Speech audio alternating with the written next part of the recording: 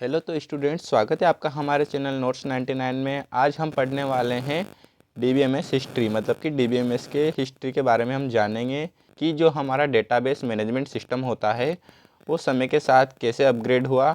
तो आइए पढ़ते हैं इसके क्वेश्चन को। What is the history of DBMS explain. अगर आपसे भी एग्ज़ाम में क्वेश्चन पूछा जाता है तो आप ये सेम आंसर लिख सकते हैं जो आज हम पढ़ने वाले हैं, और इसके नोट्स को आप डिस्क्रिप्शन से डाउनलोड भी कर सकते हैं। तो आइए पढ़ते हैं इसके आंसर को। History of DBMS as follow.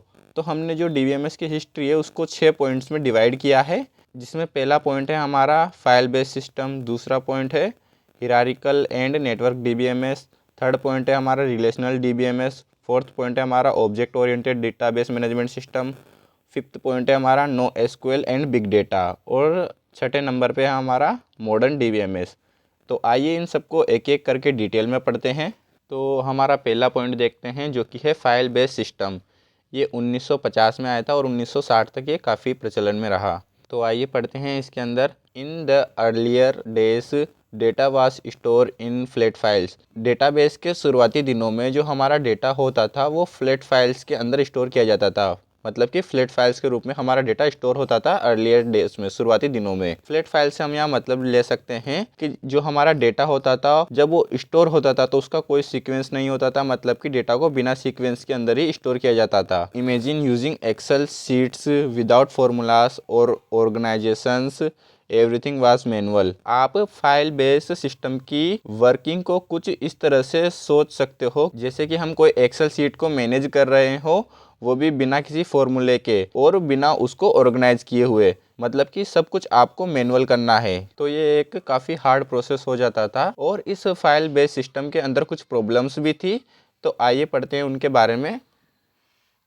तो इसमें जो हमारी पहली प्रॉब्लम थी वो थी डेटा रिडेंडेंसी की, दूसरी प्रॉब्लम थी डेटा इनकंसिस्टेंसी की, और तीसरी प्रॉब्लम थी सिक्योरिटी की। तो जो हमारी पहली प्रॉब्लम थी डेटा रिडेंडेंसी, उसका मतलब था कि डुप्लीकेट डेटा इसमें स्टोर होता था। तो आइए पढ़ते हैं इसके अंदर। Same data store in multiple places. जैसा कि हमने बात की थी कि जो डुप्लीकेट डेटा स्टोर होता था वही यहाँ पर बताया गया है कि जो हमारा सेम डेटा होता था वो मल्टीपल प्लेसेस पर स्टोर होता था। इससे डुप्लीकेट डेटा की संख्या बढ़ जाती थी, इससे डेटा डुप्लीकेशन होता था, जिस कारण डेटा रिडंडेंसी उत्पन्न होती थी। मतलब कि जब डुप्लीकेट डेटा स्टोर होता है या सेम डेटा स्टोर होता है मल्टीपल प्लेसेस पे या अलग अलग फोल्डर्स पे, उसे ही डेटा रिडंडेंसी बोला जाता है। तो ये थी हमारी फाइल बेस्ड सिस्टम की नंबर 1 प्रॉब्लम। और इसकी दूसरी प्रॉब्लम थी डेटा इनकंसिस्टेंसी। मतलब कि जब हम सेम डेटा को अलग अलग फोल्डर के अंदर स्टोर करते थे तो हम मान के चलिए जैसे हमने दो सेम डेटा को अलग अलग जगह स्टोर किया, जैसे कि हमने किसी पर्सन का एड्रेस अलग अलग फोल्डर में स्टोर कर दिया, तो इससे डेटा डुप्लीकेशन होता है। और मान के चलिए हमने किसी एक फोल्डर के अंदर एड्रेस को अपडेट कर दिया और दूसरे फोल्डर के अंदर हमने अपडेट नहीं किया, तो इस कारण से हमारा डेटा जो है वो इनकंसिस्टेंस हो जाएगा, मतलब कि डेटा इनकंसिस्टेंसी उत्पन्न हो जाएगी। तो आइए पढ़ते हैं इसके अंदर। वन फाइल से समथिंग एंड अनदर से समथिंग एल्स। जैसा कि हमने अभी बताया था कि जैसे कि हमारी एक फाइल थी जिसको हमने अपडेट किया था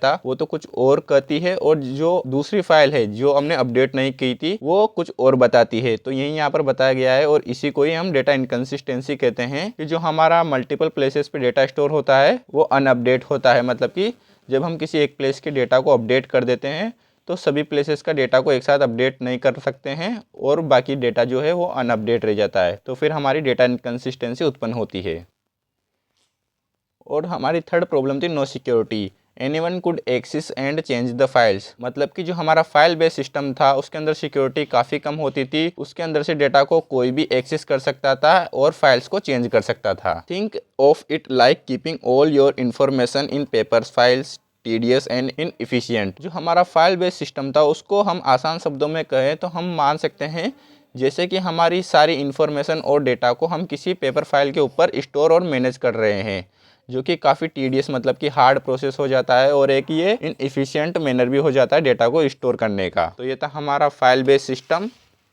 तो डीबीएमएस की हिस्ट्री में हमारा दूसरा पॉइंट है हिरारिकल एंड नेटवर्क डीबीएमएस, जो कि 1960 में आया था और ये 1970 तक रहा। तो आइए सबसे पहले पढ़ते हैं हिरारिकल डीबीएमएस को। Data store in tree like structures, parent child relationships. जो हमारा हिरारिकल डेटाबेस मैनेजमेंट सिस्टम होता है उसके अंदर जो हमारा डेटा स्टोर होता है वो एक ट्री लाइक स्ट्रक्चर में स्टोर होता है, मतलब कि एक ट्री के फॉर्म में स्टोर होता है हमारा डेटा। ट्री वाले स्ट्रक्चर के अंदर, जो कि पेरेंट चाइल्ड रिलेशनशिप को शो करता है। जैसे कि पेरेंट नोड से एक चाइल्ड नोड निकलती है, उसी तरह हमारा डेटा भी हिरारिकल डेटाबेस मैनेजमेंट सिस्टम के अंदर स्टोर होता है एक ट्री वाले स्ट्रक्चर के अंदर। और ये जो हमारा हिरारिकल डीबीएमएस होता है ये 1-to-1 रिलेशनशिप पर बेस होता है। आइए पढ़ते हैं इसका अगला पॉइंट, एग्जाम्पल IBM's IMS। जैसे कि इसका एक एग्जाम्पल है IBM का IMS, मतलब कि IBM का इंफॉर्मेशन मैनेजमेंट सिस्टम, ये इसका एक एग्जाम्पल है। Limitation, rigid structure, hard to navigate. जो हमारा हिरारिकल डीबीएमएस है उसका स्ट्रक्चर काफ़ी रिजिड होता है, मतलब कि ये स्ट्रक्चर में कठोर होता है, जिसलिए इसको आगे प्रेफर नहीं किया गया और इसको नेविगेट करना भी काफ़ी हार्ड होता है, मतलब कि काफ़ी मुश्किल होता है। अब देखते हैं हम नेटवर्क डीबीएमएस को। Used graph like structure to handle many to many relationship. जो हमारा नेटवर्क डीबीएमएस होता है वो एक ग्राफ लाइक स्ट्रक्चर को यूज करता है डेटा को हैंडल करने के लिए और डेटा को स्टोर करने के लिए, और ये मैनी टू मैनी रिलेशनशिप को भी यूज करता है डेटा को हैंडल करने के लिए, डेटा को स्टोर करने के लिए। एग्जाम्पल IDS, नेटवर्क डीबीएमएस का एग्जाम्पल है IDS, मतलब कि इंटीग्रेटेड डेटा स्टोर। इसकी लिमिटेशन को देख लेते हैं। Complex to manage and understood. तो जो हमारा नेटवर्क डीबीएमएस होता है इसको मैनेज करना और अंडरस्टैंड करना, मतलब कि इसे समझना काफ़ी मुश्किल होता है, कॉम्प्लेक्स होता है। इस वजह से नेटवर्क डीबीएमएस को भी आगे प्रेफर नहीं किया गया और ये 1970 तक ही चले। तो हमारा तीसरा पॉइंट है रिलेशनल डेटाबेस मैनेजमेंट सिस्टम। इसको हम शॉर्ट में RDBMS भी बोलते हैं। ये 1970 में आया था और 1980 तक चला। Edgar code introduce the relational DBMS. जो एडगर कोड थे उन्होंने सबसे पहले रिलेशनल डीबीएमएस को इंट्रोड्यूस किया, मतलब कि इसके बारे में बताया। In relational DBMS data was store in tables like Excel. जो हमारा रिलेशनल डीबीएमएस होता है उसके अंदर जो डेटा होता है उसको टेबल्स के अंदर स्टोर किया जाता है, जैसे कि एक्सेल शीट के अंदर स्टोर किया जाता है, विद रो एंड कॉलम्स, वो भी रो और कॉलम्स के साथ। Row representing records and column representing attributes. तो जो हमारा RDBMS होता है, मतलब कि रिलेशनल डीबीएमएस, उसके अंदर जो टेबल होती है उनकी रो जो होती है वो रिकॉर्ड को रिप्रेजेंट करती है, मतलब कि रिकॉर्ड को दर्शाती है, और जो कॉलम होते हैं वो एट्रीब्यूट्स को दर्शाते हैं। The biggest advantage was use of SQL। जो हमारा रिलेशनल डेटाबेस मैनेजमेंट सिस्टम होता है उसके अंदर ये सबसे बड़ा एडवांटेज होता है कि उसके अंदर हमको SQL मिलती है यूज़ करने के लिए, जिसकी फुल फॉर्म होती है structure query language, which made quarrying and managing data much easier. तो हम रिलेशनल डेटाबेस मैनेजमेंट सिस्टम के अंदर SQL के माध्यम से क्वेरीज का यूज़ करके डेटा को आसान तरीके से मैनेज कर सकते हैं एंड अपडेट कर सकते हैं। Example include Oracle and IBM systems. तो इसके सबसे अच्छे एग्जाम्पल है ओरेकल एंड IBM का सिस्टम R। तो डीबीएमएस की हिस्ट्री में हमारा फोर्थ पॉइंट देखते हैं, जो कि है ऑब्जेक्ट ओरिएंटेड डीबीएमएस। ये 1980 में आया और 1990 तक प्रचलन में रहा। Store data as object like in object oriented programming. जो हमारा ऑब्जेक्ट ओरिएंटेड डीबीएमएस होता है वो डेटा को एज अ ऑब्जेक्ट स्टोर करता है, मतलब वो डेटा को ऑब्जेक्ट के रूप में स्टोर करता है। मतलब कि ऑब्जेक्ट ओरिएंटेड डीबीएमएस जो होता है वो डेटा जो होता है उसको ऑब्जेक्ट के रूप में स्टोर करता है, like in object oriented programming, जैसे कि ऑब्जेक्ट ओरिएंटेड प्रोग्रामिंग में होता है। तो इसके एग्जाम्पल देख लेते हैं। इसका एग्जाम्पल है gemstone and object store, useful for handling complex data like images और मल्टीमीडिया। जो हमारा ऑब्जेक्ट ओरिएंटेड डीबीएमएस होता है वो यूजफुल होता है, मतलब कि काफ़ी यूजफुल होता है कॉम्प्लेक्स डेटा को हैंडल करने के लिए, मतलब कि कॉम्प्लेक्स डेटा को स्टोर करने के लिए और उसको हैंडल करने के लिए, जैसे कि हमारी इमेजेस हो गई, मल्टीमीडिया हो गई या मल्टीमीडिया फाइल हो गई।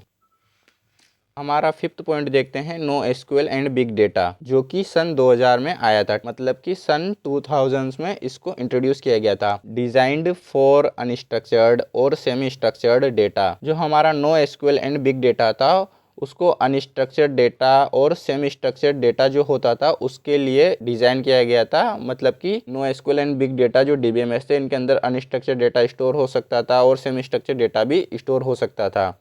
अनस्ट्रक्चर्ड डेटा का मतलब होता है कि ऐसा डेटा जो कि टेबल्स की फॉर्म में नहीं हो, मतलब कि टेबल्स की फॉर्म में जो डेटा होता है उसके अलावा जो भी डेटा होता है वो सारा अनस्ट्रक्चर्ड डेटा कहलाता है। इसके एग्जांपल देख लेते हैं, MongoDB and Cassandra, scalable and ideal for large scale application like social media. तो जो हमारा ये DBMS होता है ये काफी स्केलेबल होता है और आइडियल होता है, मतलब कि सूटेबल होता है फॉर लार्ज स्केल एप्लीकेशन, बड़े साइज के एप्लीकेशंस को हैंडल करने के लिए, जैसे कि सोशल मीडिया एप्लीकेशंस हो गए या और भी कोई लार्ज स्केल एप्लीकेशंस हो गया। तो ये इस तरह के लार्ज स्केल एप्लीकेशन को काफी आसानी से हैंडल कर सकता है, क्योंकि ये हमको अच्छी स्केलेबिलिटी भी प्रोवाइड करते हैं। हमारे 6th नंबर के पॉइंट को देखते हैं, जो कि है मॉडर्न DBMS। ये 2010 में आया था और ये अभी तक चल रहा है, मतलब कि प्रेजेंट टाइम में भी इसको यूज में लिया जाता है। तो आइए पढ़ते हैं इसके अंदर। Introduce cloud based databases, for example Google cloud SQL, Amazon RDS। तो जो हमारा मॉडर्न DBMS है उसके अंदर क्लाउड बेस्ड डेटाबेसेस को इंट्रोड्यूस किया गया था।